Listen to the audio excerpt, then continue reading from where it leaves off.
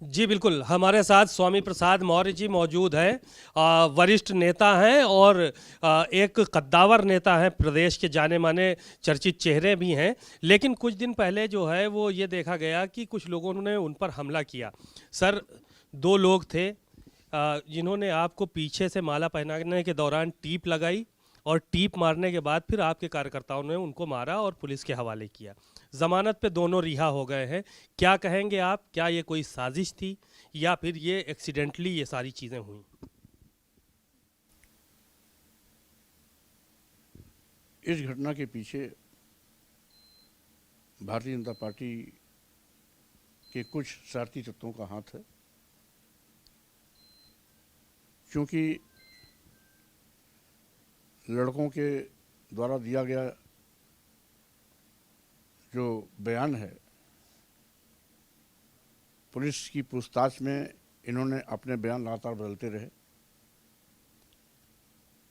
दोनों अपराधियों ने पहले अपने को करणी सेना का बताया, फिर पुलिस पूछताछ में कभी बजरंग दल बताया, कभी गोरक्षा दल बताया। तो स्वाभाविक रूप से यह पेशेवर अपराधी जो पैसों के लालच में छोटी छोटी रकम पर इस प्रकार के कुकृत्य करते रहते हैं, स्थानीय स्तर पर भी छिछोड़पन का काम करते हैं। और भारतीय जनता पार्टी का जो कम्युनिकेशन सेल है और आईटी सेल है, उसके नेशनल एग्जीक्यूटिव मेंबर रहे हैं मिस्टर अरुण जी।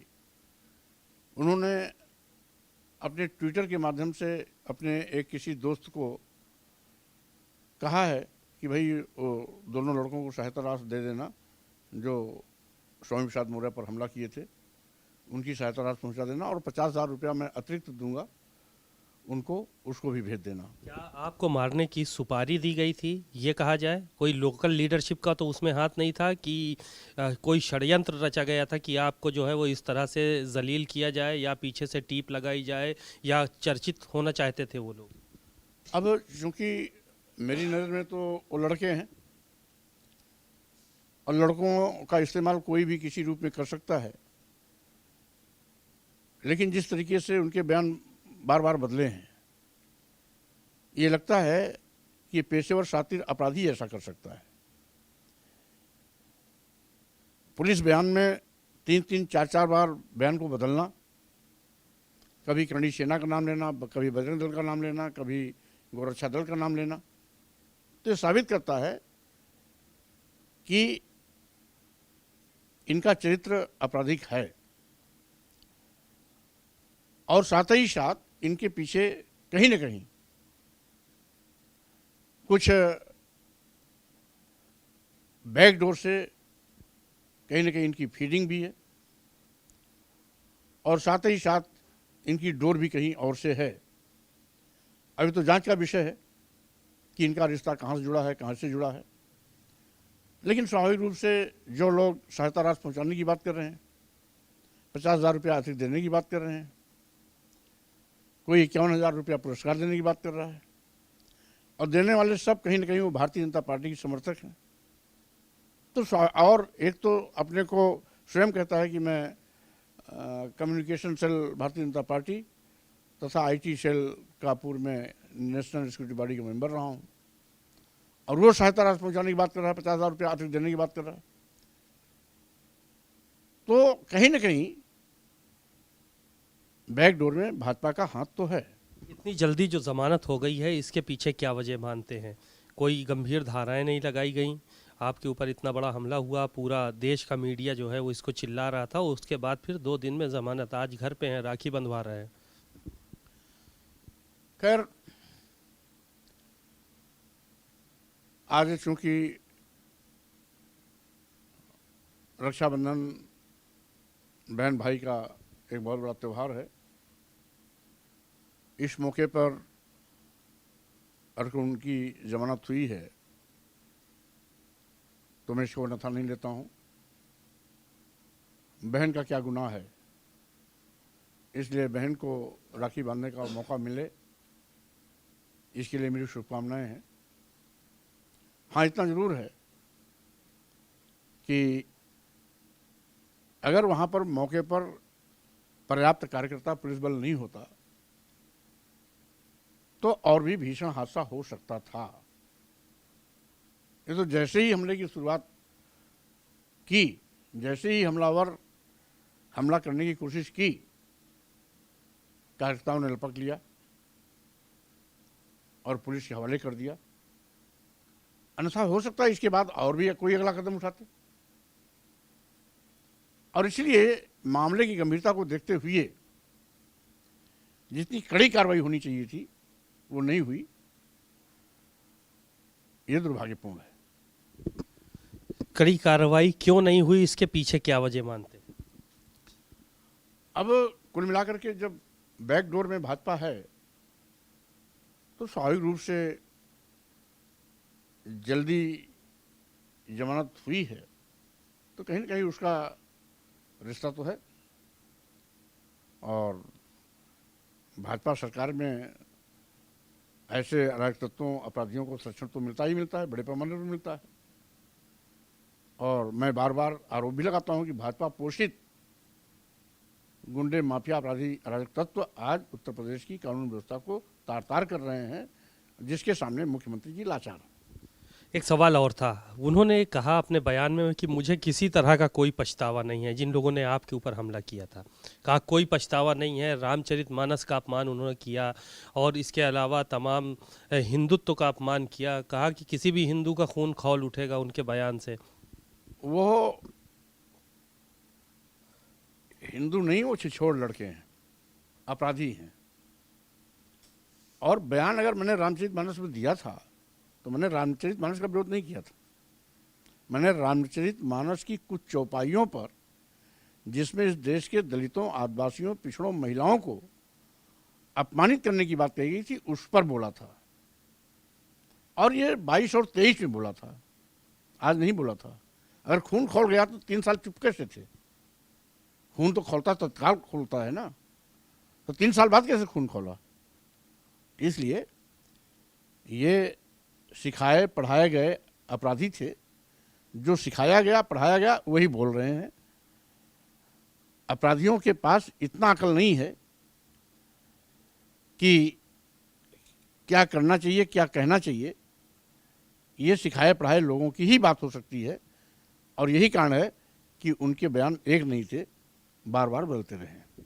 एक सवाल ये था कि इस भारतीय जनता पार्टी में सरकार में मंत्री हैं ओम प्रकाश राजभर, उन्होंने एक समाजवादी पार्टी के नेताओं को लेकर टिप्पणी की और कहा कि समाजवादी पार्टी के जो नेता हैं वो पिल्ले की तरह भौंक रहे हैं, देसी कुत्ते की तरह भौंक रहे हैं। इस तरह का उनका बयान आया है। तो इस तरह के जो बयानात आ रहे हैं उसको लेकर क्या कहेंगे? अब श्री ओम प्रकाश राजभर जी को शायद अपने पद की गरिमा का एहसास नहीं है। उत्तर प्रदेश सरकार में मंत्री हैं और फिर अगर समाजवादी पार्टी के पिल्ले भौंक रहे हैं तो इन भौंकने वालों के गठबंधन में वो जीत के गए हैं। ये क्यों भूल जाते हैं? तो पिल्लों का साथ कौन देता है? पिल्लों के पार्टी के गठबंधन से ही जीत कर जाने वाला व्यक्ति अगर इस प्रकार की बकवास करता है तो उसकी सोच की दुहाई है। और अगर ये जानते हैं कि समाजवादी पार्टी में पिल्ले हैं और पिल्ले भौंकते हैं तो पिल्लों के साथ गठबंधन की आवश्यकता क्यों पड़ी? सपा के कुछ नेता कह रहे हैं कि पहले वो भी देसी पिल्ले थे लेकिन ब्रीड बदल दिया उन्होंने। इस तरह की बातें अब आने लगी हैं, बयानबाजियां। बहरहाल अब हम इन लोगों की टिप्पणियों में नहीं जाना चाहते, क्योंकि ये ना राजनीतिक भाषा है, ना मर्यादित भाषा है। और मर्यादा का ख्याल जब माननीय मंत्री जी को स्वयं नहीं है तो मर्यादा का पाठ कोई दूसरा पढ़ा भी नहीं सकता है। इसलिए उनको अपनी गरिमा का ध्यान रखते हुए बात करनी चाहिए। एसटी हसन सांसद रहे हैं समाजवादी पार्टी से, और जो आपदा आई है उसको लेकर उन्होंने एक बयान दे दिया, जिसके बाद बीजेपी बड़ी हमलावर है समाजवादी पार्टी और नेताओं पर। उन्होंने कहा कि उत्तराखंड में और स्थानों पर मस्जिदें, दरगाहों का डिमोलिशन जो चल रहा है, जो गिराई जा रही हैं, कुदरत सब देख रही है। कुदरत ने एक झटके में पूरा गांव साफ कर दिया, तो इसलिए लोगों को ये सब चीज़ों से बचना चाहिए। उनके इस बयान को कैसे देखते हैं? क्या आप सहमत हैं इस तरह के बयानों से? भाई, पहली चीज तो ये कि इसके बयान के पीछे उनका पीड़ा है। सरकारें यदि धर्म और जात के आधार पर भेदभाव करती हैं तो स्वाभाविक रूप से उस पर उंगली भी उठती है और उस पर टिप्पणियां भी होती हैं। भारतीय जनता पार्टी सरकार जिस तरीके से हिंदू मुस्लिम मस्जिद मंदिर के नाम पर हिंदू मुस्लिम भाईचारे का कत्लेआम कर रही है और समाज को बांटने की कोशिश कर रही है, और साथ ही साथ धर्म के आधार पर ही कभी मदरसों पर ताला लगवाती है, कभी मस्जिदों पर बुलडोजर चलाती है, और कहीं हिंदू मुस्लिम के नाम पर सांप्रदायिक सौहार्द बिगाड़ती है, कहीं मस्जिद मंदिर के नाम पर विवाद पैदा करके हिंदू मुसलमानों को आपस में लड़ाने की कोशिश करती है। तो स्वाभाविक रूप से दुर्भाग्यपूर्ण देश के लिए, जब हमारे देश में भारतीय संविधान ने सबको समान अधिकार दिया है, हिंदू मुस्लिम सिख ईसाई बौद्ध जैन पारसी, संविधान की नज़र में सब बराबर हैं, समान हैं। धर्म वर्ण जाति लिंग जन्म स्थान के आधार पर किसी के साथ भेदभाव नहीं किया जा सकता। तो सरकार में बैठे हुए लोग अगर धर्म के नाम पर मस्जिद गिराएंगे, मदरसा बंद कराएंगे, मुस्लिम समाज पर फर्जी मुकदमे दर्ज कराएंगे, या किराए के भाड़े से अपराधियों के नाम पर जात विशेष के अपराधी को शूट कराएंगे, या जाति के नाम पर एससी एसटी ओबीसी के नौजवानों की हत्या करेंगे, या एससी एसटी ओबीसी समाज की बहन बेटियों के साथ बलात्कार दुराचार की घटनाएं होती हैं, अपराधियों के खिलाफ एफआईआर नहीं होती है, तो स्वाभाविक रूप से सरकार कटघरे में खड़े करने का मौका खुद देती है। और यही कारण है कि समय समय पर इस पर सरकार पर सवाल भी उठे हैं और सरकार को कटघरे में खड़ा भी होना पड़ा है। धन्यवाद। स्वामी प्रसाद मौर्य जी को आपने सुना, विभिन्न मुद्दों को लेकर उन्होंने चर्चा की, और साफ तौर पर जिन लोगों ने हमला किया था उनको लेकर कहा कि ये सोची समझी साजिश के तहत काम हुआ है, और इतनी जल्दी जो हमलावर हैं उनकी जमानत हो जाना के पीछे कहीं ना कहीं भारतीय जनता पार्टी का हाथ है।